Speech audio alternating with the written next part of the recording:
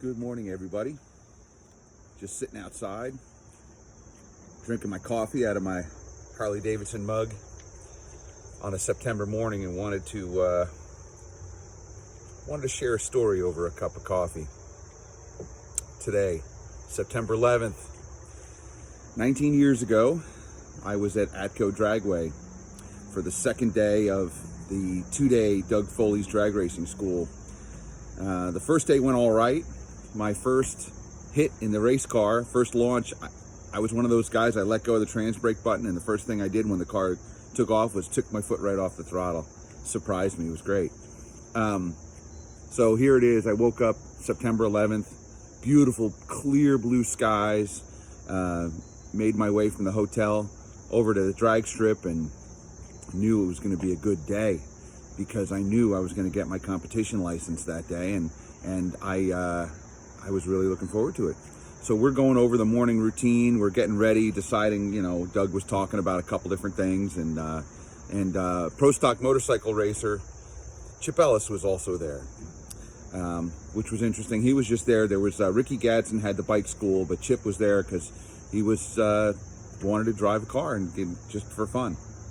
So we were there getting ready, getting the cars prepped and ready to go, and Joe Sway, the guy who was the owner of Atco Dragway at the time, comes riding over on his scooter and says, "Turn your TV on. Turn the TV on in the motorhome. Somebody flew a plane into the World Trade Center." I thought, what the heck? Are you kidding me? How could somebody do that? We figured it was an accident, right? I mean, how could someone not see that, right? So we turn on the TV and the news is live. And 2 minutes later, as we're watching on TV, the next plane hit. And all of a sudden, we knew it wasn't an accident. And then I thought, oh my God, like my uncle works across the street. Like, is Uncle Mike alive? Is he like what? And then I'm thinking I had a landscape customer that worked in one of the towers. Like, did Mr. Rothman get out? And we sat there and just held our breaths and looked at each other in disbelief and trying to figure out what the heck is going on. And then we hear that they talk about the Pentagon, and they talk about Flight 93 as we're sitting there. These things are happening as the timeline is going along. And it was a blur at that point, I mean, honestly, it just, an hour goes by. We're still there, sometimes, just trying to get our minds around what was going on. The first tower falls,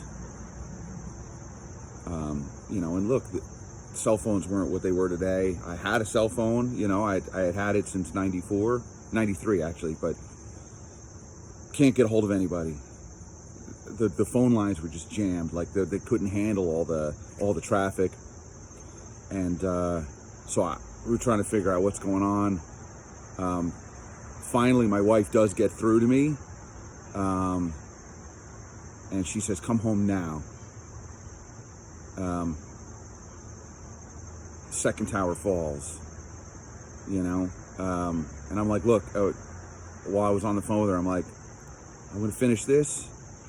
I'm like, we'll be all right. I'm going to finish this, and I'm going to come home. I waited my whole life to do this. So no, you know what? I'm going to finish this, and then I'll come home.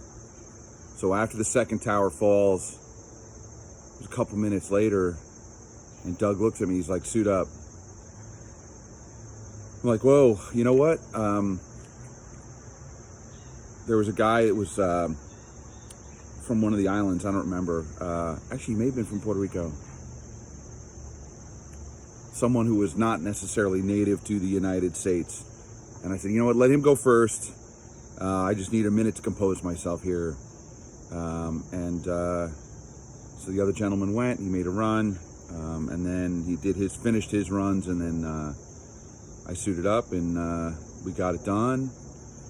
Got my license, and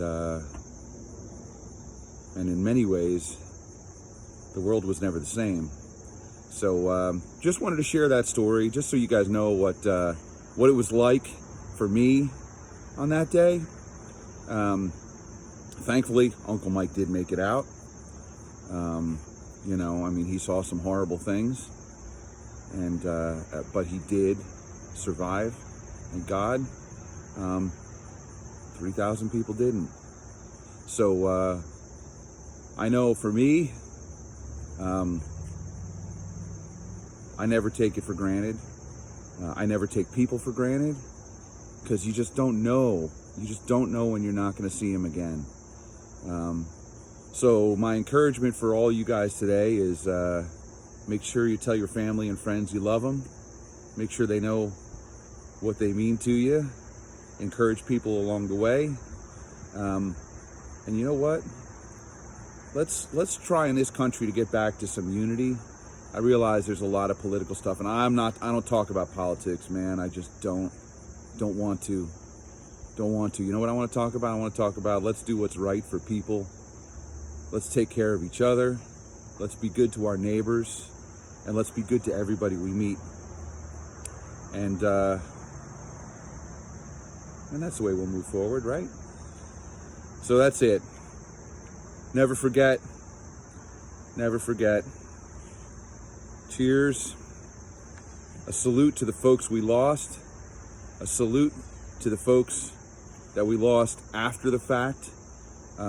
Going after the terrorists that did that to us. And a salute to our men and women in the military that are still out there for us, that volunteer to keep us safe, and to the police, first responders, firefighters. We thank you, and God bless.